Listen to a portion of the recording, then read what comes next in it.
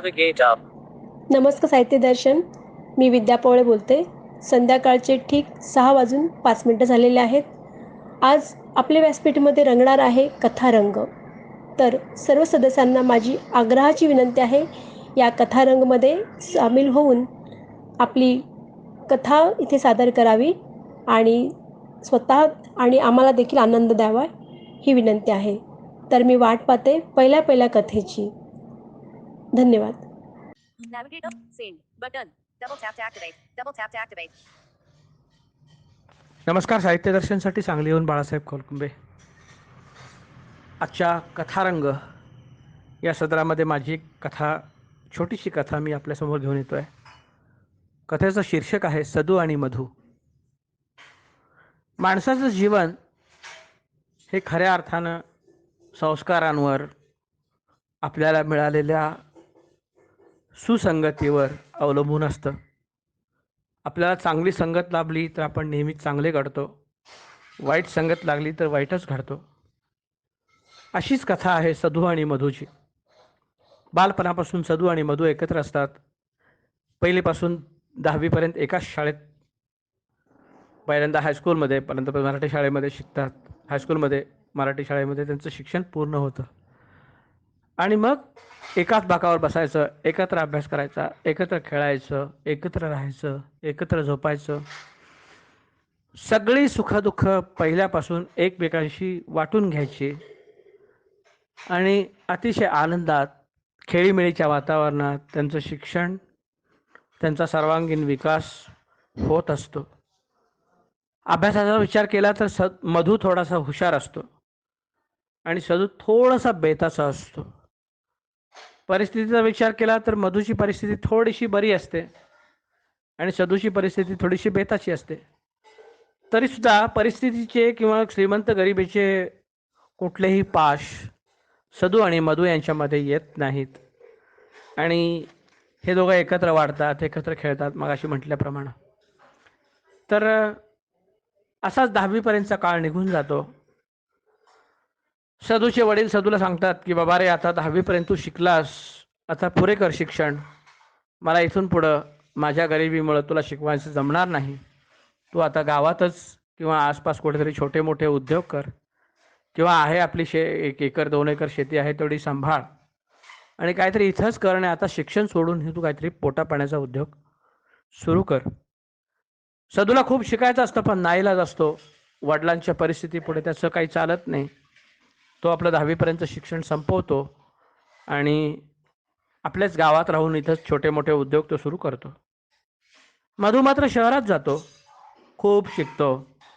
त्याला शहरातले काही नातेवाईक सपोर्ट करतात, पाठिंबा देतात आणि त्यांच्या पाठिंब्यामुळं मधू हा खूप शिकतो, ग्रॅज्युएशन पूर्ण करतो आणि एका चांगल्या अधिकारी पदावरती तो जाऊन पोचतो. एक सुखवस्तू जीवन मधूच्या वाट्याला येतं. सदू तसा बेताचाच उद्योगधंदा करत असतो, काहीतरी शेती करत असतो, पोटापाण्याचा व्यवसाय सुरू असतो. पण खेडेगाव म्हटलं की 4 माणसात उठणं बसणं आलं, 4 लोकांशी संपर्क आला आणि संपर्क आला की त्याच्यामध्ये काही वाईट लोक असणार, काही चांगले लोक असणार, हे आपल्याला माहीतच असतं. सदूचं शिक्षण कमी, सदूचे विचार कमी, सदूचं एक संस्काराची घडण जी व्हायला पाहिजे होती तशी होत नाही. दुर्दैवानं तो कुसंगतीमध्ये जातो. त्याला दारू, जुगार अशा प्रकारची वाईट व्यसनं लागतात आणि त्या व्यसनात तो वाहत जातो. स्वतःचं मानसिक संतुलन तो हरवून बसतो आणि एका दुष्टचक्रामध्ये सदू सापडतो. त्यामुळं त्याचं सगळं जीवन उद्ध्वस्त होतं. वडिलांनी त्याच्या उद्योगधंद्याच्या काळानंतर त्याचं लग्न केलेलं असतं, संसार फुलत असतो, 2 मुलं बाळं असतात. पण हे सगळं विसरून सदू कुसंगतीमुळं वाईट व्यसनांच्या आहारी जातो आणि दुर्दैवानं त्याचं अधःपतन सुरू होतं. असा बराच काळ निघून जातो.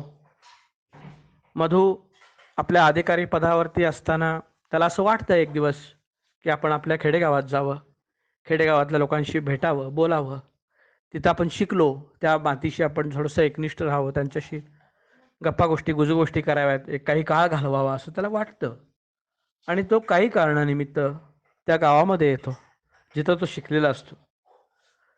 गावामध्ये त्याला काही ओळखीचे लोक भेटतात, काही गावातली काही गावकरी मंडळी किंवा गावातली काही प्रतिष्ठित मंडळी भेटतात. ते त्यांनी मधूचा सत्कार वगैरे करतात. ते आपल्या गावातनं गेलेला एक तरुण, होतकरू तरुण अधिकारी पदापर्यंत गेला म्हणून गावाला अभिमान वाटतो.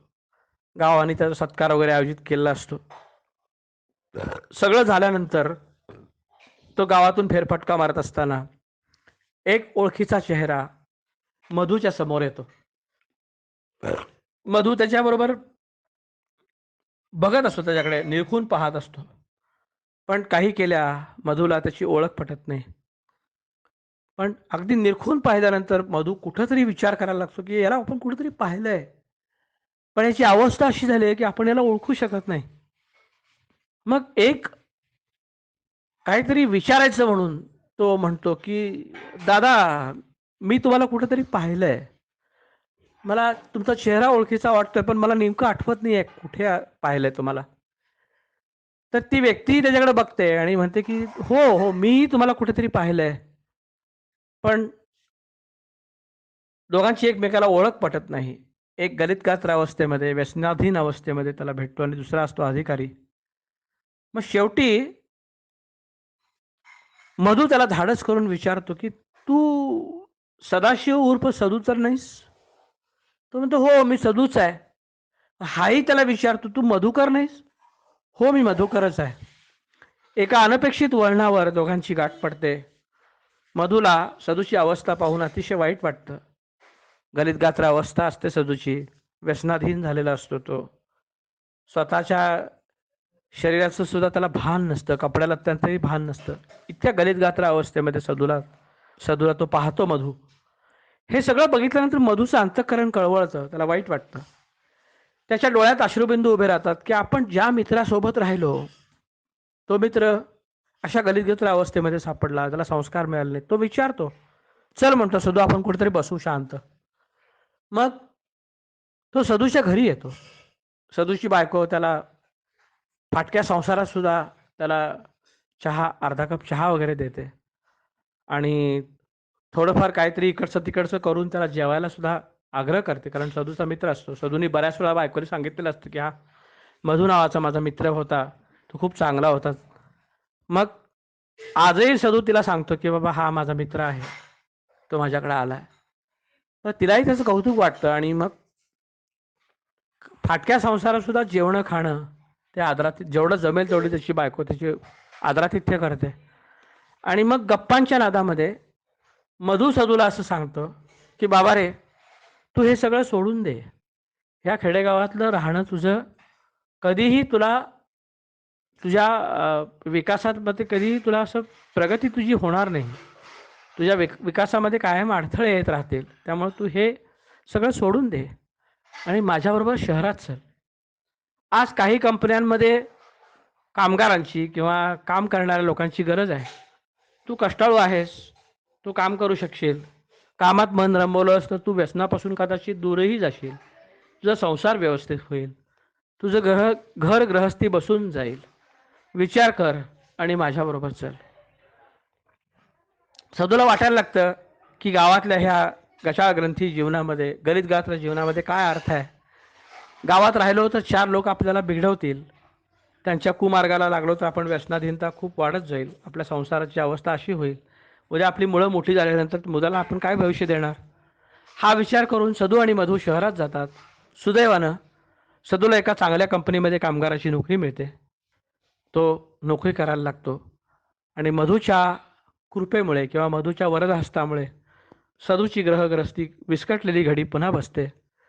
दोघेही खूप सुखी होतात. कथा एवढ्यासाठी सांगायची की व्यसन हे केव्हाही वाईट आहे. कुसंगती ही नेहमीच वाईट आहे. आपण वाईट नसतो, पण आपल्याला बिघडवणारे लोक वाईट असतात. याची जाणीव आपल्याला मनापासून हवी. आपल्याला कळायला हवं की आपण कुणाच्या संगतीला आहोत, कुणाबरोबर आहोत, काय करतो आहोत. आपल्या आईवडिलांनी, आपल्या मित्रांनी, आपल्या आप्तेष्टांनी आपल्यासाठी काय केलं आहे, आपण काय करतो, या सगळ्या गोष्टीचा सारासार विचार करून आपण सदू आणि मधू जसे सुखी झाले तसे सुखी होण्याचा प्रयत्न करू, कुसंगतीपासून दूर राहू, व्यसनापासून दूर राहू. म्हणजेच सदू आणि मधू ही कथा ज्यांनी लिहिली असेल त्यांना समाधान वाटेल. मी सांगितली, मलाही खूप आनंद वाटेल की आपल्यात जर दुर्दैवानं कुणी बिघडत असेल किंवा आजूबाजूला आपल्या कोणी बिघडत असेल, कुसंगतीला जात असेल, तर आपण त्याला रस्त्यावर आणलं, किंवा एका जरी माणसाचा आपण उद्धार केलात तर खऱ्या अर्थानं आपण या समाजाचं खूप मोठं देणं फेडल्यासारखं होईल. तर कथा एवढ्यासाठी सांगायची आहे की संस्कार आणि हे महत्त्वाचे असतात. संस्कार आणि सुसंगती हे महत्त्वाचं असतं. व्यसन आणि कुसंगती या दोन्ही गोष्टीमुळं माणसाचं अधःपतन निश्चित असतं. आज इथं कथा सांगण्याची संधी ॲडमिन पॅनलनी आम्हाला दिली, त्याबद्दल त्यांना मनापासून धन्यवाद. Send button. Showing नमस्कार. items 36 to साहित्य दर्शन 43 of मराठीसाठी 43. मी रमेश कोळी बोलतो. हा आपले व्यासपीठ यात आज कथारंग आयोजित केलेला आहे. तर मी माझी कथा सादर करीत आहे. एका राज्यात एक राजा असतो. तो आपल्या प्रजेचं काय चाललं आहे हे बघण्यासाठी वेश बदलून महालाच्या बाहेर पडतो. त्यावेळेस खूप पाऊस वगैरे असतो. तर तशा पावसातही तो वेश बदलून आपल्या नगरात फेरफटका मारतो. फेरफटका मारत असताना त्या एका दलदलीमध्ये त्याचा पाय फसतो आणि त्याचा पाय फसल्यानंतर तो खूप प्रयत्न करतो त्या खड्ड्यातून बाहेर पडण्यासाठी.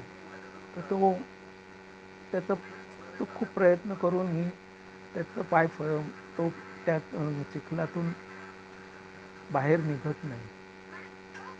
असं करता करता तिकडनं दोन माणसं जात असतात. ते पाहतात त्याला की त्याचं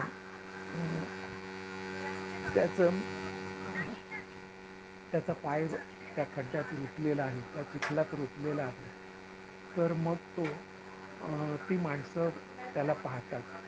तर एक माणूस म्हणतो, अरे ह्याला वाचवलं पाहिजे,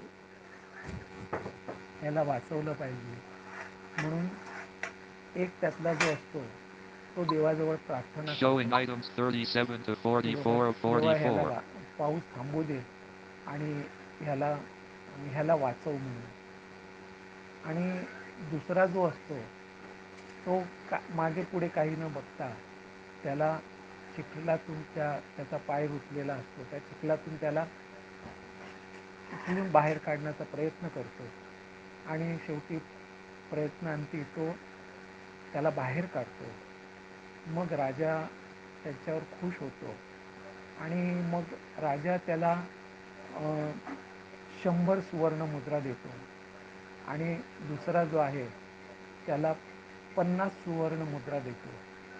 दोघेही विचार करतात की ह्याने मला 100 सुवर्ण मुद्रा, ह्याला 100 सुवर्ण मुद्रा दिल्या आणि मला 50 सुवर्ण मुद्रा दिल्या, असं का? तर म्हणे आपण राजाला विचारूया, त्याला विचारूया. तर राजा म्हणतो, त्याने मला प्रयत्न करून मला बाहेर काढलं. तू केवळ फक्त देवाची प्रार्थना करत होता. तर केवळ देवाची प्रार्थना करून हे शक्य नव्हतं. प्रयत्न हा महत्त्वाचा आहे.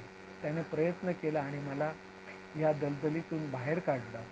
तर सांगण्याचं तात्पर्य असं की प्रयत्नांती परमेश्वर, की माणसाने नेहमी प्रयत्नशील असावा. ही गोष्ट जर आवडली असेल तर प्रतिक्रिया जरूर द्यावा. धन्यवाद. नमस्कार. कथेचं नाव आहे सांजवेळ. आधुनिक आजी. एकदा एक आजी वृद्धाश्रमात येऊन तेथून फोनवर सतत गप्पा मारत सर्वांची खुशाली विचारत मी सहज त्यांना विचारलं, इतके तुमचे नातेवाईक असतात तर मग तुम्ही इथे का?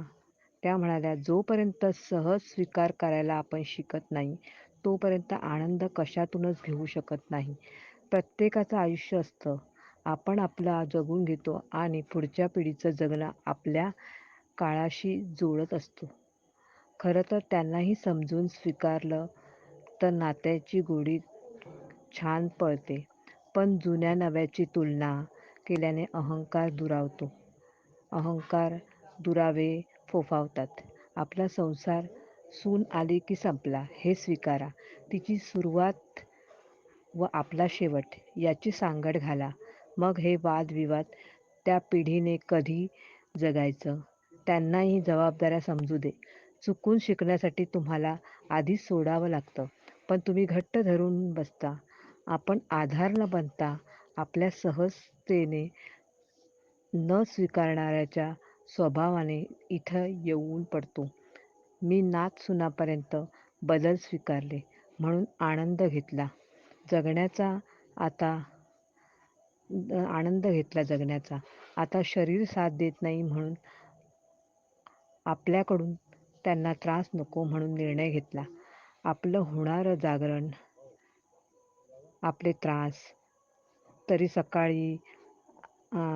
सकाळी उठून आरामात घरी व ते बिचारे नोकरदार. मग मीच हट्ट केला. इथे 24 तास सेवा, मैत्रिणी, करमणूक, जेवण सगळं आहे. थोडी त्यांनाही मोकळीक देऊ.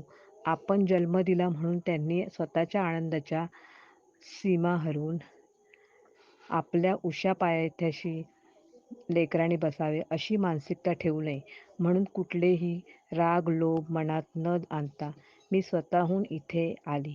आपल्यामुळे कोणाचे जगणे कंटाळवाणे व्हावे, उलट आपली आठवण व्हावी, धुपाच्या सुगंधासारखी दरवळावी. धुपाची दरवळ आणि खिडकीतून रेंगाळणारा संधीप्रकाश बरंच काही सांगून गेला. धन्यवाद. आवडल्यास नक्की कळवा. Having sent button. Tap to activate. रसिक हो नमस्कार. आत्तापर्यंत ज्या काही कथा इथे आल्या त्या सगळ्या ऐकल्या. खूप खूप छान. मी एक माझी कथा घेऊन येत आहे. माझ्या कथेचं नाव आहे सई. लेखक बाबाराम आढाव. तर सई आणि सर्जा दोघं पती पत्नी असतात. दोघांचा संसार सुरळीत सुरू असतो आणि दोघांना 2 मुलंही असतात. सर्जाचे आईवडील म्हणजे सई आपल्या सासू सासऱ्यांबरोबर गावी राहत असते आणि सर्जा मात्र सैनिक असतो, नेहमी सीमेवर असतो. त्यामुळे त्याचं काही जास्त घरी येणं जाणं वगैरे नसतं. तो नेहमी सईला वगैरे पत्र पाठवायचा आणि सई पण त्याला उत्तर द्यायची आणि असा संसार सुरू असतो. एकदा असंच होतं, सीमेवर लढाई सुरू असते आणि मग सर्जा तिला पत्र पाठवतो, सगळं सांगतो की गोळी त्याच्या खांद्याला लागून गेली वगैरे, पण त्याने जमिनीवर पटकन तो म्हणजे असा झुकला म्हणून तो वाचला वगैरे. युद्ध सुरू आहे, मला झोप वगैरे नाही, आईवडिलांकडे वगैरे लक्ष दे तू. राजू आता शाळेत जाईल, छोटी छकुली आता चालायला म्हणजे असं सगळं सांगतो की आईवडिलांकडे लक्ष दे, आता पावसाळ्यात घर गळेल आणि मग त्यासाठी छप्पर व्यवस्थित कर, शेतावर बियाणांची निंदणी खुरपणी वगैरे असं कर, पेरणी वगैरे सगळं म्हणजे माझ्यानंतर तूच आहे आता घर संसार सांभाळणारी वगैरे असं वगैरे तो पत्र लिहितो. आणि आता सध्या युद्ध चालू आहे वगैरे, 2 दिवसापासून शत्रूचा आम्ही पराभव करत आहोत, प्रयत्नांची पराकाष्ठा सुरू आहे वगैरे असं सारं तो सांगतो. पत्र वाचून सई ढसाढसा रडू लागते. तसे तिचे सासू सासरे येतात. मग ती सांगते की पत्र आलंय आणि युद्ध सुरू आहे. युद्धावर म्हणजे लढत आहेत वगैरे असं सांगते. तर ते म्हणतात की रडू नको सुनबाई, तुझ्या आधी आम्ही आमचा मुलगा देशाला दिलेला आहे, तू नंतर आलीस, म्हणजे तुझ्या लग्नाआधीच आम्ही देशाला दान दिला आहे आमचा मुलगा, तो देशसेवा करणार आणि तू आमची सेवा करण्यासाठीच या घरात आलेली आहेस वगैरे असं. रडू नको, तो शूरवीर आहे, तो शूर आहे, त्याला माहिती आहे युद्ध कसं करायचं, काय त्यामुळे तो जिंकणारच असं वगैरे तिला धीर देतात. काळजी करू नको वगैरे असं हे करतात. आणि त्यानंतर मग पत्र वाचून वगैरे तिला समजवतात. रडत असते तर तिला शांत करतात आणि नंतर म्हणजे ती मुलांबरोबर वगैरे खेळू लागते. तिचा मुलगा राजू, त्याला पण त्याच्या वडिलांनी सैनिकी पोशाख आणलेला असतो. तो घालून तो म्हणत असतो की मी पण बाबांसारखाच मिलिटरी मॅन होणार वगैरे. पण पत्रात लिहिल्याप्रमाणे तो म्हणतो की राजूनी जास्त शिकायला पाहिजे. आमची परिस्थिती म्हणजे त्यावेळेची बिकट होती. बेकारीला कंटाळून आम्ही सैनिकी नोकरी पत्करली. तसं राजूचं व्हायला नको. पण राजू मात्र तसं म्हणत नसतो की तो लहान असतो. मी बाबांसारखाच मिलिटरी मॅन होणार असं बंदूक चालवायची ॲक्शन करत असतो वगैरे असं चित्र घराचं असतं. आणि रात्री अचानक तिला जाग येते तर तिच्या कुशीत दोन्ही मुलं झोपलेली असतात. राजू पण सैनिकी पोशाखातच असतो. ती हळूच त्याचं डोकं कुरवाळते आणि म्हणते तू पण बापासारखाच मिलिटरी मॅन होणार वगैरे असं ती पण म्हणते. दुसऱ्या दिवशी मग खरोखर पाऊस वगैरे यायला म्हणजे पावसाची सुरुवात होत असते आणि खरोखर घर वगैरे गळत असतं. तर ती गळणारं घर पण व्यवस्थित करते, शेतावरची कामं वगैरे करते आणि आपलं खुशालीचं पत्र ती त्याला लिहिते. आणि ज्या दिवशी खुशालीचं पत्र मिळतं म्हणजे सई त्याला पत्र लिहिते त्या दिवशीच युद्ध वगैरे सुरूच असतं तरी पण. आणि पत्र वाचून तो रात्री असं एका दगडाआड लपलेला असतो आणि इकडे तिकडे बघत असतो की कुठून शत्रू येतोय वगैरे असं. आणि पटकन त्याचा हात खिशात जातो आणि ते सईचं पत्र त्याला हाताला लागतं. पण तो स्वतःला खूप सावरतो, कारण दोघांनाही एकमेकांची आठवण येत असते. पण युद्धाच्या वेळेला आधी देशासाठी लढायचं, मग घर संसाराकडे लक्ष द्यायचं, ही त्यांनी प्रतिज्ञा केलेली असते सैनिकांनी. त्यामुळे तो म्हणतो नको ही आठवण, नंतर आपण पत्र पुन्हा वाचू असं म्हणून तो पत्र खिशात कोंबतो आणि बघू लागतो. तर तेवढ्यात 4-5 सैनिक दरीतून येतात आणि मारो सालेको, मारो सालेको असं म्हणून गोळ्या वगैरे घालतात. पण तो एकटाच त्या जागेवर असतो आणि 4-5 सैनिकांच्या मध्ये तो सापडतो, अडकतो. पण तरी पण तो शिताफीने लढतो आणि सगळ्यांना म्हणजे 5ही जणांना 4-5 जणांना तो असं लोळवतो जमिनीवर. पण त्यांच्या गोळ्या लागून वगैरे त्याच्या शरीराची चाळण झालेली असते.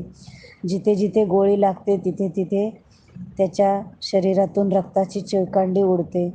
पण सगळ्यांना जमिनीवर लोळवल्यावर मात्र तो त्याच्यातलं वाघाचं बळ, वाघासारखा तो चवताळतो, ते बळ त्याच्यातलं नाहीसं होतं आणि तो जमिनीवर कोसळतो आणि त्याचा हात अचानक खिशाकडे जातो आणि मग त्याला ते पत्र त्याच्या हाताला लागतं आणि मग त्याचे डोळे सताड उघडे पडतात. म्हणजे तो शहीद झालेला असतो.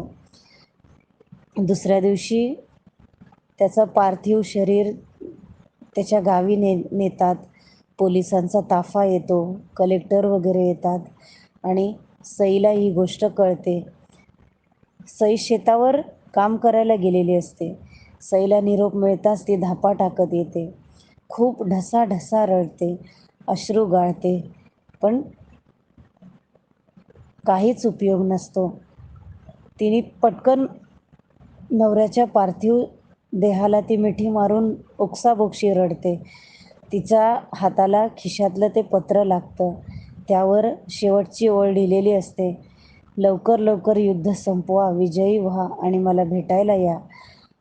हे वाक्य तिला आठवतं आणि अशा तऱ्हेने तिला सर्जा भेटायला आलेला असतो.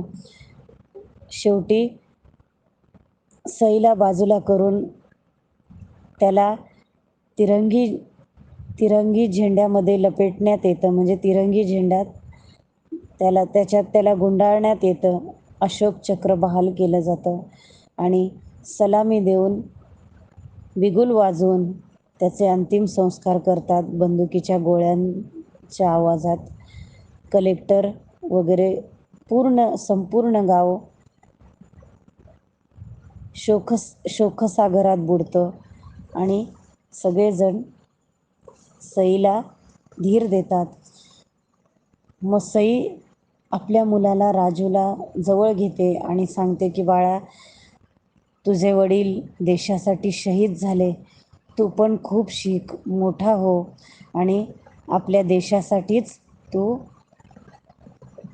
सैनिक हो, देशाचा सैनिक हो, मिलिटरी मॅन हो वगैरे. रसिक हो, आज आपण रोज सुखाची शांत झोप घेतो. ही कुणामुळे? आपल्या देशाच्या शूरवीर सैनिकांमुळे. हे वर्ष आपल्या स्वातंत्र्याचं अमृत महोत्सवी वर्ष आहे. त्यामुळे आपण या शूरवीर सैनिकांना खरोखर सलाम माझ्याकडून आणि तुमच्याकडूनही, तुमच्या वतीने.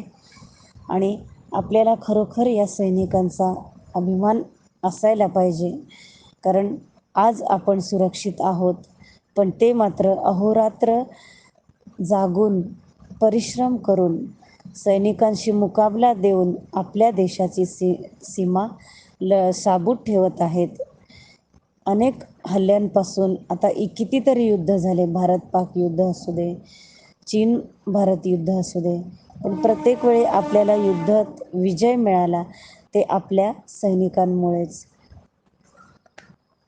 धन्यवाद. नमस्कार. आपले व्यासपीठ या अंतर्गत मी प्रवीण कदम आज आपल्यासमोर एक स्वरचित कथा सादर करणार आहे. कथेचं नाव आहे 7 समया. एका गावामध्ये एक रखमा नावाची गृहिणी राहत होती.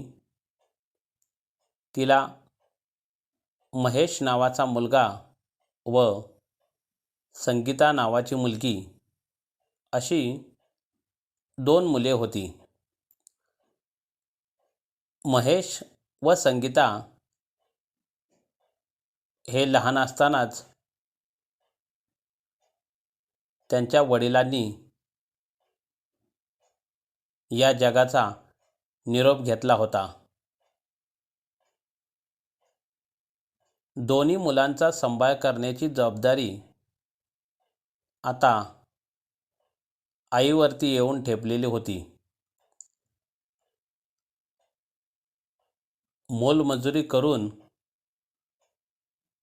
या दोन्ही मुलांचा सांभाळ करण्यासाठी रखमा प्रयत्न करत होती.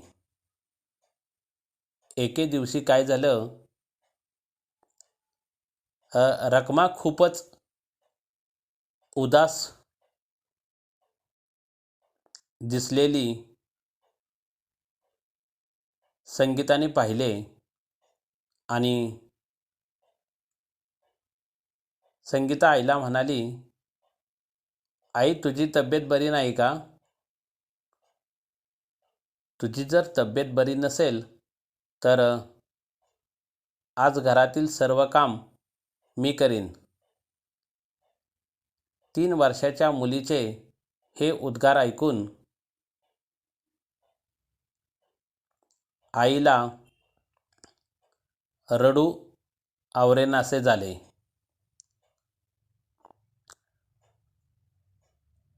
त्यानंतर तिने मायेने तिच्या तोंडावरून हात फिरवला आणि कामाला लागली.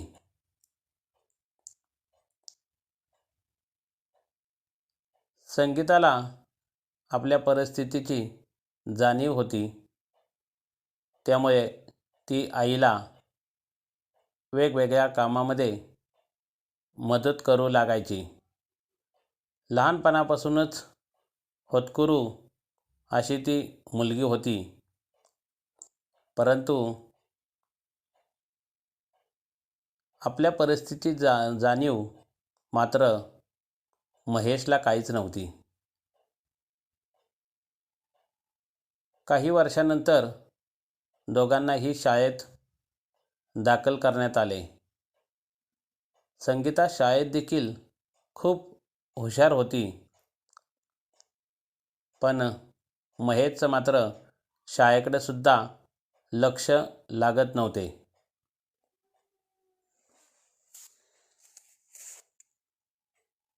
महेशनी अभ्यास करावा अशी त्याच्या आईची सुद्धा खूप इच्छा होती.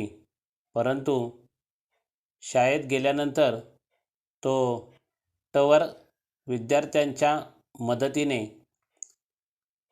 शाळेतील तास बुडवून शिक्षकांना काहीतरी बहाणा सांगून चिंचा, आवळे, बोरे या प्रकारच्या वस्तू गोळा करण्यासाठी तो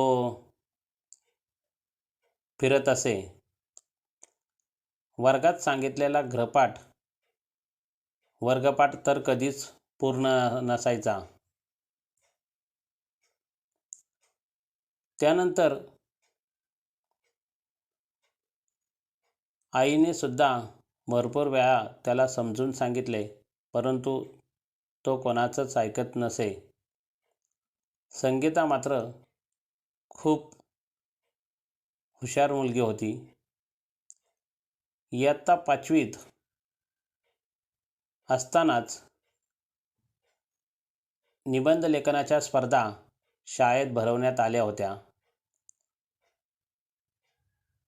तेव्हा संगीताच्या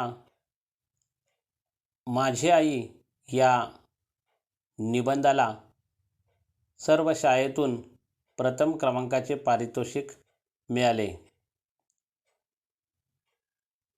परीक्षक म्हणून लाभले होते त्या परीक्षकांना सुद्धा संगीताचा तो निबंध वाचून डोळ्यातून अश्रू आले. तिच्या पाठीवरून हात फिरवत त्यांनी तिला आशीर्वाद दिला आणि म्हणाले, खूप शिक आणि भरपूर मोठी हो.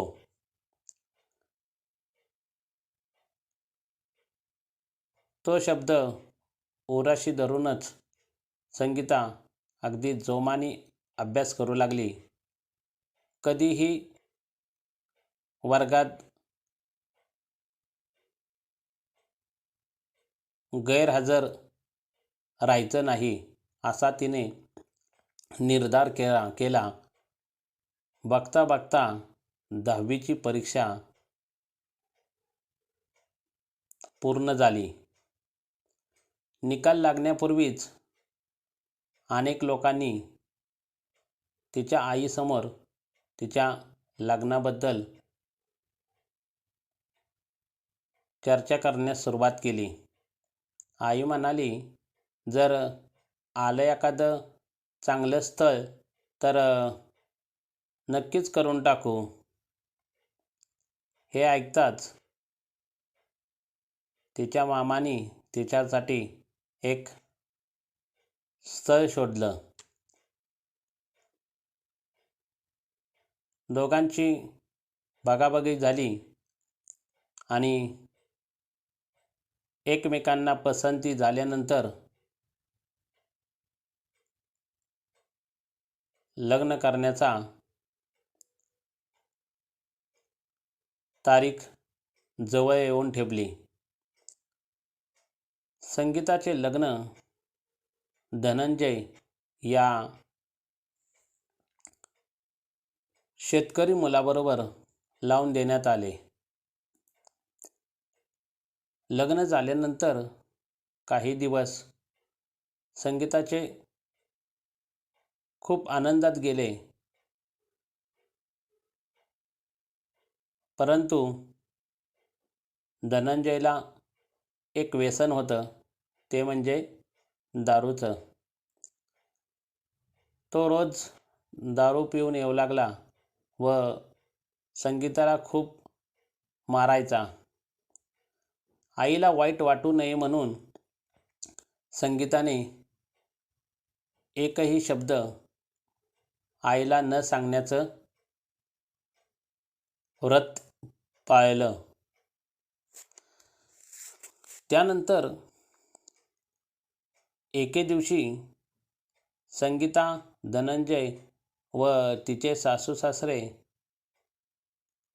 कांद्याच्या शेतामध्ये भांगलन करत असताना धनंजयने किरकोळ कारणावरून संगीताला खूप मारले. तो मारत असतानाच संगीता तिला विनवणी करत करत ती त्याला म्हणाली, क्या हो, मला नका मारू, माझ्या पोटात तुमचा अंकुर वाढतोय. जर मला तुम्ही जीवांशी मारलं तर या अंकुराला सुद्धा हे जग पाहता येणार नाही. असे तिचे उद्गार पाहून संगीताच्या सासू सासऱ्यांनी धनंजयला सांगितले, आजपासून जर तू तिला हात लावलास तर आमच्याशी गाठ आहे. तेव्हापासून काही दिवस संगीताचे आनंदात गेले. त्यानंतर पहिले बाळंतपण करण्यासाठी संगीता माहेरी गेली आणि काही दिवसातच तिने एका गोंडस अशा मुलीला जन्म दिला.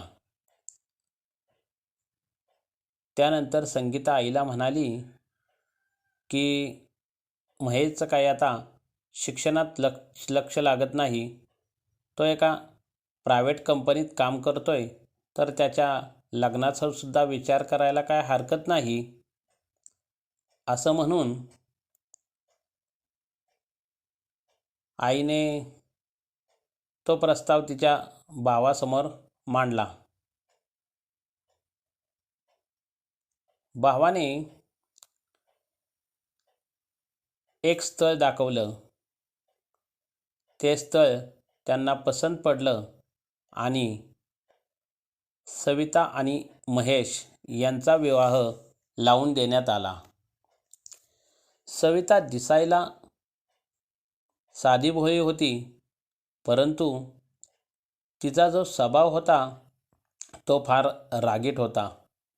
त्यामुळे थोड्याच दिवसात महेश व सवितामध्ये अनेक वेळा भांडणे होत असे. त्या त्रासाला कंटाळून आईने दुसरीकडे राहण्याचा निर्णय घेतला. एका छपरामध्ये आई जाऊन राहिली आणि कालांतराने तिचासुद्धा मृत्यू झाला.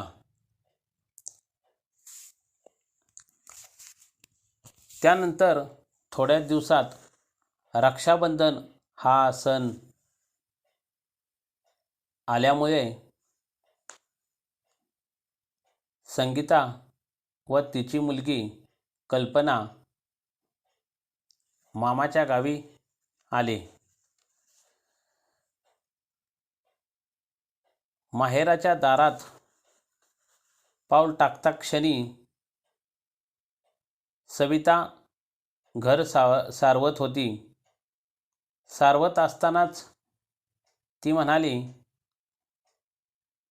बसला उठला असता तर जागावाला, बोलला चालला असता तर बंधू गावाला गेला, आणि जेवला खावला असता तर तवा चिलटानं नेला.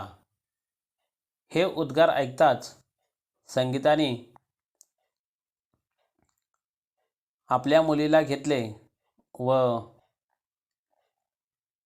पडवीवर असलेल्या एका दगडावरती जाऊन त्या दोघी बसल्या. संध्याकाळी महेश घरी आला आणि संगीताला म्हणाला की कधी आला, चहा पाणी घेतला का? संगीता म्हणाली, हो, दुपारीच आलो आणि चहा पाणी पण घेतलेलं आहे. घरात जाऊन सविताला सुद्धा त्याने तोच प्रश्न केला, अक्काला चहा पाणी दिला होतास का? तर ती सुद्धा म्हणाली, आजर पावतर काय कोण राहतं का बेंचाचं? असं म्हणून महेशने त्यांना संध्याकाळचं जेवण करण्यासाठी बोलवलं. जेवण झाल्यानंतर झोपायच्या तयारीच्या अगोदरच महेश सविताला म्हणाला, उद्या जाताना अक्काला शिजोरी दे बरं का, म्हणजेच बुत्ती. सविता म्हणाली, हो हो, वैसनला देईल ना मी बुत्ती. असं म्हणून सगळेजण झोपी गेले. मध्यरात्री सविता जागी झाली. तिने एक बारदानाची एक पिशवी काढली. त्या पिशवीमध्ये गाढवाच्या लेंड्या व शेणापासून बनवलेल्या गवऱ्या भरल्या आणि ती पिशवी शिवून एका भिंतीला टेकून उभी ठेवली. सर्वजण सकाळी उठले. चहापाणी झाला. निघायच्या तयारीत असता क्षणी सविता म्हणाली, अहो, अक्कांचा बुत्ती नेताय ना? महेशनं ते ठिकं डोक्यावर घेतलं आणि स्टँडपर्यंत संगीताला व तिच्या मुलीला घालवत निघाला. पुढे गेल्यानंतर त्या मुलीला खूप भूक लागली. ती म्हणाली, आय, मामीनं काय बुत्ती दिली ती तर बघ उघडून, खूप भूक लागली. म्हणून एका पाण्याच्या ठिकाणी असलेल्या झाडाखाली जाऊन त्या दोघी बसल्या. उघडून पाहते तर काय, गाढवाच्या लेंड्या आणि शेणापासून बनवलेल्या शेणकुटं पाहून संगीताला रडू आवरले नाही. ती रडत असतानाच तिकडून एक वाटसरू आला आणि तो म्हणाला, ताई काय झालंय, का म्हणून रडताय तुम्ही? तिनं घडलेला प्रसंग सगळा त्या वाटसरूला सांगितला. वाटसरूने एक काळा भोपळा त्यांना आणून दिला आणि म्हणाला, हा घरी न्या आणि त्याचे घाऱ्या बनवा आणि खा. त्या दोघींनी तो भोपळा घेतला. घरी गेली, चुलीमध्ये लाकडं टाकली आणि तो भोपळा शिजवाय ठेवला. काही वेळानंतर कल्पना म्हणाली, आई ग, बघ क्या ग, शिजलाय का तो भोपळा, कधी होणार घाऱ्या?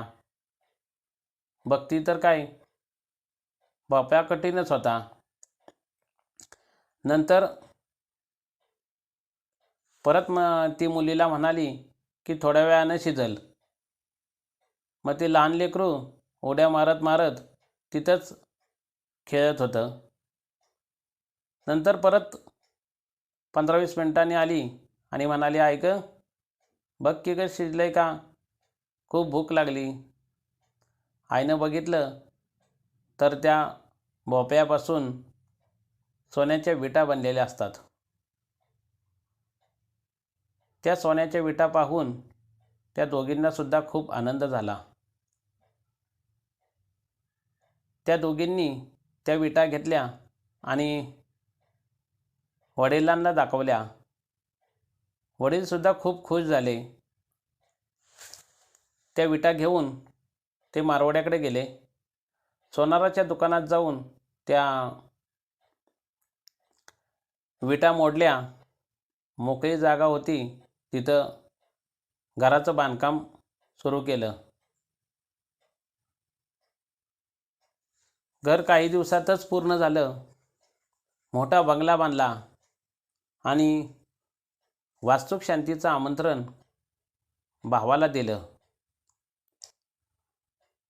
परंतु इकडं काय झालं की सविताने भावाचे कान भरले. वैंसा आल्या. आईनं जे काय ठेवलं होतं किडक मिडूक ते नेलं, तिकडं जाऊन मोडलं आणि घर बांधलं. हे ऐकून भावाला खूप राग आला. भावाने एक फरशी कुऱ्हाड घेतली, त्याला धार लावली, ती खांद्यावर टाकली आणि तो बहिणीच्या घराकडे निघाला. बहिणीच्या घरात निघाला असतानाच बहिणीच्या दारात एक पाऊल आणि घरात एक पाऊल टाकताच जी समई लावलेली होती ती समईच स्वतः बोलायला लागली की बसला उठला असता तर जागावाला, जेवला खावला असता तर तवा चिलटानं नेला आणि बोलला चालला असता तर बंधू गावाला गेला. आता बंधू जर गावाला गेलेला असेल तर दुसरे कोणतरी लोक असतीलच ना. हे ऐकून भावाच्या डोक्यात प्रकाश पडला. त्याने ती कुऱ्हाड एका कोपऱ्यामध्ये उभी केली आणि जेवण करून घरी गेला. घरी गेल्या गेल्या सविताला सांगितलं की तुझ्या माहेराकडून निरोप आलाय की आईवडील खूप आजारी आहेत, त्यांना खायला प्यायला काय धान्य नाही, नेसाय कपडा लत्ता नाही. सविताने लगेचच गाडी काढायला सांगितली आणि म्हणाली, ही ज्वारीची पोती, हे कपडे लत्ते आणि हे किराणा माल त्यांना नेऊन पोचवा. भावाने काय केलं, बैलगाडी भरली आणि बहिणीच्या दारात आणून सोडली. नंतर मोकळी गाडी घेऊन गेला. तेव्हा सविताने विचारलं, काय म्हणलं आई वडील, आहेत का बरं? तो म्हणाला, अगं काय झालं, मला तहान लागली म्हणून मी एका ठिकाणी पाणी प्यायला गेलो, तेवढ्यात गाडीच गाडीनं नेली. तेव्हा ती म्हणली, गहारकडे गाडी नेती का? मग तो म्हणाला, तवा कधी चिलट नेतो का? तेव्हा कुठं सविताच्या डोक्यात प्रकाश पडला आणि तिने पुन्हा संगीताला व तिच्या मुलीला बोलवले आणि तिच्याकडून जी काय चूक झाली होती त्याबद्दल क्षमा मागितली आणि ते सर्वजण एकत्र गोळ्यामेळ्यानं राहू लागले. धन्यवाद. Pause button. Stop button. Pause button. Stop button. नमस्कार, मी शलाका. साहित्य दर्शनसाठी कथाकथन या कार्यक्रमामध्ये माझी कथा इथे मी सांगणार आहे. तर माझ्या कथेचं नाव आहे दृष्टिकोन. कथेमध्ये 3 पात्र आहेत.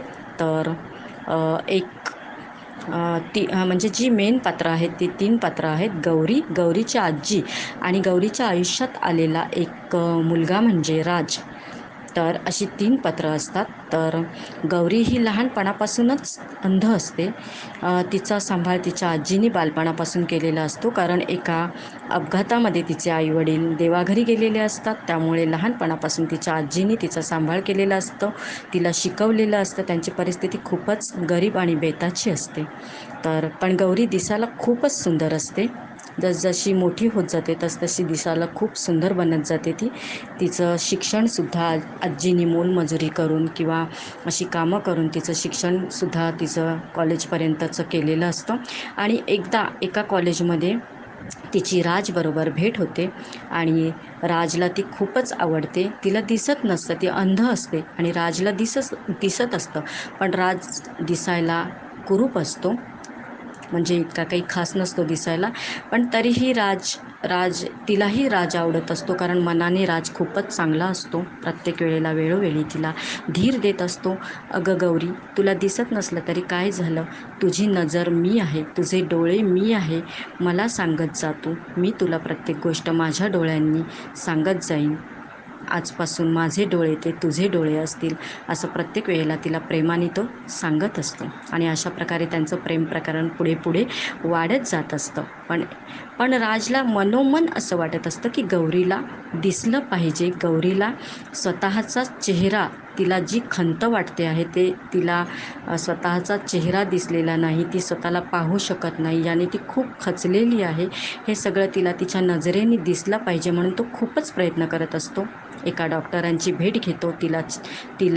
तिचे डोळे त्या डॉक्टरांना दाखवतो आणि डॉक्टर तपासून असं सांगतात की हिला दिसू शकतं, पण दुसरे डोळे हिला लावावे लागतील हिला, असं डॉक्टर सांगतात. तर त्यामुळे त्याला मनातून खरंच खूप आतून असं वाटत असतं, अरे माझे डोळे जर हिला लावले तर, असं त्याला मनातून वाटत असतं. म्हणून तो डॉक्टरांना तसंच सांगतो की डॉक्टर काहीही करा, माझे डोळे तुम्ही काढा आणि गौरीला लावा तिला. तर डॉक्टर मानायला तयार नसतात हे, पण तरीही डॉक्टरांना खूपच आग्रह करून तो सांगतो की माझे डोळे तिला लावा, पण हे डोळे माझे आहेत हे तिला सांगू नका, कधीही सांगू नका, असं तो डॉक्टरांना सांगत असतो वेळोवेळी. तर डॉक्टर कबूल करतात आणि एके दिवशी तिच्या ऑपरेशनची तारीख दिली जाते आणि ऑपरेशनही होतो. राजचे डोळे तिला लावले जातात आणि पट्टी काढण्याची जेव्हा वेळ येते तेव्हा डॉक्टर तिला विचारतात की गौरी, आता तुला पट्टी तुझी आता काढणार आहे, तुला आता दिसेल हळूहळू, तर सर्वप्रथम तुला कोणाला बघायचं आहे, असं डॉक्टर विचारतात. तर गौरी म्हणते, ज्या व्यक्तीचे मला डोळे दिले गेलेले आहेत त्या व्यक्तीला मला बघायचं आहे, असं गौरी म्हणते. तर तिथे डॉक्टर मान्य करतात हे सगळं आणि तिची जेव्हा पट्टी काढायची असते त्यावेळेला राजला तिथे उभं करतात आणि तिची पट्टी जेव्हा काढली जाते त्यावेळेला तिला हळूहळू डोळे उघडायला सांगतात. हळूहळू डोळे उघडल्यानंतर तिला थोडा उजेड आणि असं दिसू लागतं आणि समोर तिला राज दिसतो. पण राज दिसायला कुरूप असतो हे तिने बघितल्यानंतर त्याला, आणि तो अंधसुद्धा असतो. तर ती म्हणते, हे काय डॉक्टर, मी तुम्हाला सांगितलं होतं की ज्यांनी मला डोळे दिलेत त्यांना इथे घेऊन या, असं मी तुम्हाला सांगितलं होतं, हे तर अंध आहेत, असं ती डॉक्टरांना बोलते. तर राज म्हणतो की अगं, मीच तुला डोळे दिलेले आहेत आणि मी राज आहे.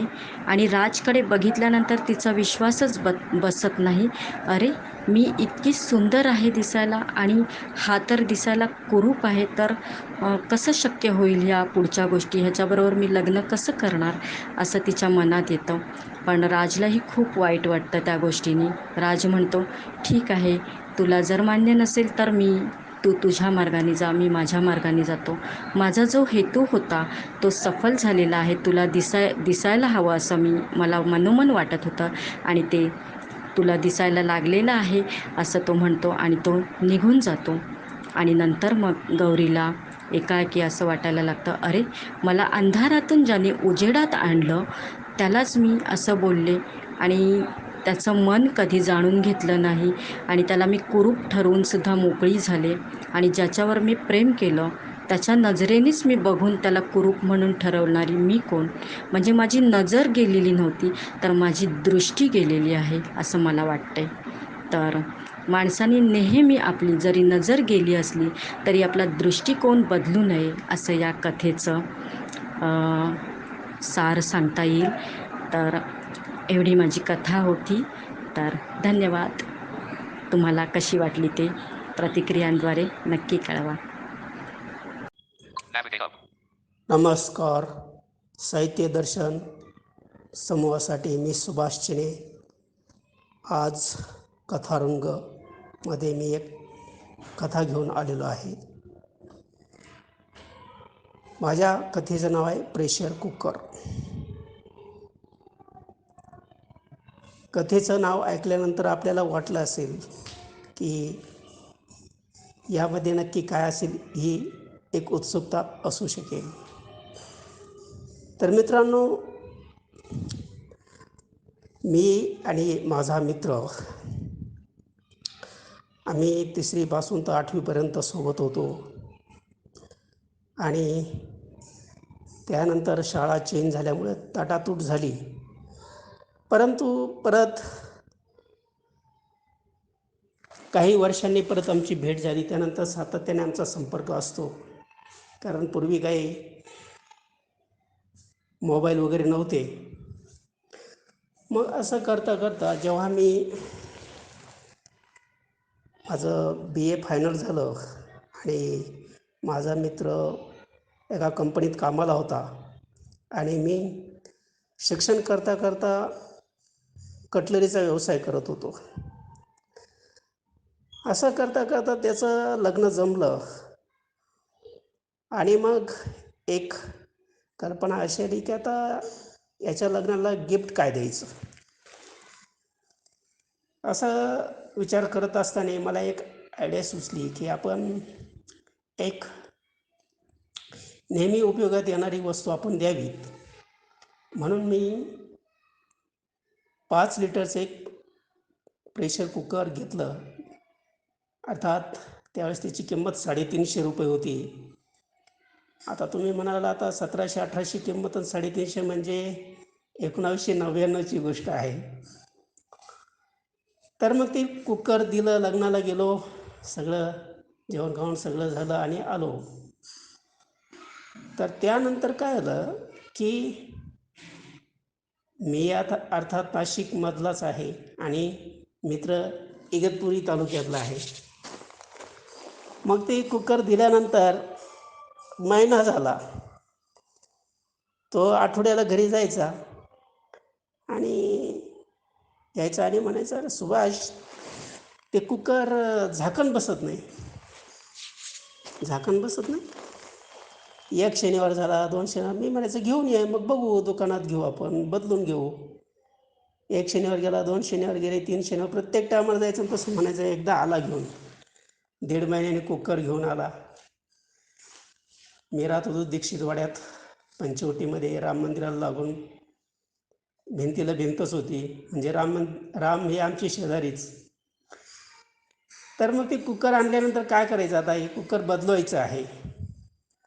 कारण दोघांच्या घरच्यांना कुकर लावताच, झाकण काढलं परंतु झाकण लावताच येईना. साधारणतः 1.5 महिना त्या कुकरचं झाकण बसलं नाही. म्हणून तो मित्र एक दिवस खोक्यासहित कुकर घेऊन आला. मग माझ्या डोक्यात आलं का, अरे कुकर आता झाकण बदलवायचंच आहे, परंतु आपल्याला भांड्यावाल्या वेड्यात काढेल किंवा काय करेल. आपण काय करायचं, झाकण आधी बघावं ट्राय करून. झाकण लावण्याचा ट्राय केला. अर्थात आपल्याला बी काही कुकरचं माहीत नव्हतं, कुकरचा कधी वापरण्याचा प्रसंग नव्हता आणि त्यांचाही नसेल. परंतु मग एक शक्कल लढवली की तिथं अनेक मुलं राहायचे, 20-25 मुलं. प्रायव्हेट कॉट सिस्टीम होते. एक महाजन नावाचं पोरगं होतं. अरे महाजन, तुला काय यार, तुला लग्न झालं, सगळं झालं, तुला साधं कुकरचं झाकण लावता येत नाही का रे? कोण म्हणतं येत नाही? दाखव वर लावून. आणि तो आला आणि ते कुकरचं झाकण लावलं. आम्ही बघितलं, परत काढ बरं, परत लाव बरं. असं करून करून आम्ही त्या प्रेशर कुकर लावायचं कसं, उघडायचं कसं हे त्याच्याकडून माहीत करून घेतलं आणि त्या मित्राला कुकर दिलं, त्यालाही शिकवलं. ज्याला सप्रेम भेट दिलेली आहे त्याला ही कुकर कसं लावायचं, कसं उघडायचं शिकवलं. आणि मग तो कुकर गावाकडे घेऊन गेला. मग घरी घेऊन गेल्यानंतर सगळे लागले हसायला. ही सोपी गोष्ट होती की कुकरचं झाकण लावायचं कसं, काढायचं कसं, लावायचं कसं, काढायचं कसं, सोपं असतानाही आपल्याला जमत नव्हते. ते सुद्धा त्यांच्यात हसायला लागले. आणि मग आत्तासुद्धा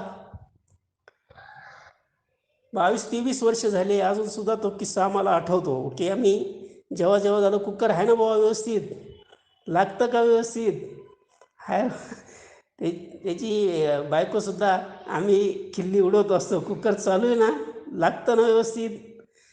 तर अशा काही छोट्या छोट्या गोष्टीमधून काही शिकायला मिळतं आणि त्या आठवणी निश्चित स्मरणात राहतात. अशी ही छोटीशी प्रेशर कुकरची कथा आपल्याला पाठवित आहे. धन्यवाद. नमस्कार. साहित्य दर्शन मराठीमध्ये मी यशवंत सावंत बोलत आहे. मी एक छोटीशी लघुकथा सांगत आहे. महाभारतावर आधारित आहे. ती कथा म्हणजे असं की श्रीकृष्णाचा मृत्यू कसा झाला. बहुतेक लोकांना माहिती असेल, पण काही लोकांना ह्याच्याबद्दल माहिती नाही आहे. श्रीकृष्णाचा मृत्यू कसा झाला ते.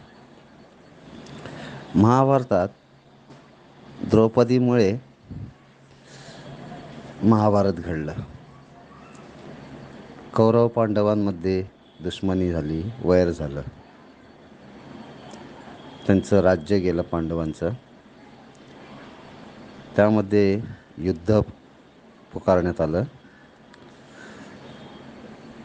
त्या युद्धामध्ये कृष्णाने पांडवांची साथ देऊन कौरवांचा नाश झाला आणि पांडव जिंकले.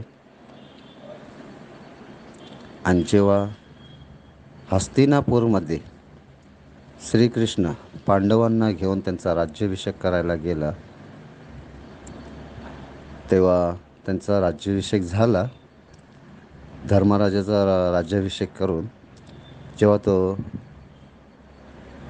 गांधारीकडे गेला आशीर्वाद घ्यायला, तेव्हा गांधारीने सांगितलं, मी तुला आशीर्वाद नाही देत, पण मी तुला एक श्राप देते की तुझ्या यदुवंशाचा नाश होईल. श्रीकृष्णाने तो श्राप हसत हसत स्वीकारला. बोलला, श्रीकृष्ण म्हणाले, माते, तुझा हा श्राप अमृताप्रमाणे मी प्राशन करतो. आणि तो श्राप त्याने घेतला आणि तो आपल्या नगरात परतला. त्यानंतर त्याने तिथे काय पाहिलं की यदुवंशामध्ये सर्व भाऊबंद आपापसात भांडतायत, मारामारी करतायत, एकमेकांना मारून टाकतायत. श्रीकृष्ण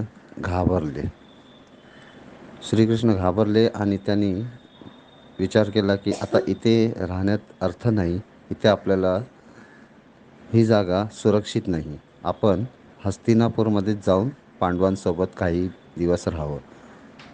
म्हणून ते जाण्यास निघाले.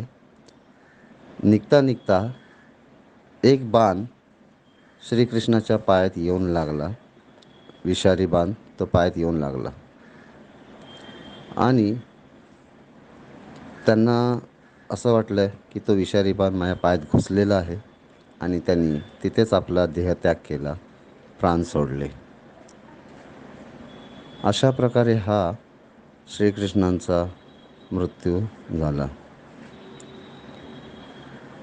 ही कथा मी महाभारतावर आधारित अशी सांगितली. छोटीशी आहे लघुकथा. कशी वाटली आपण जरूर सांगावी. धन्यवाद. Navigate up. Send.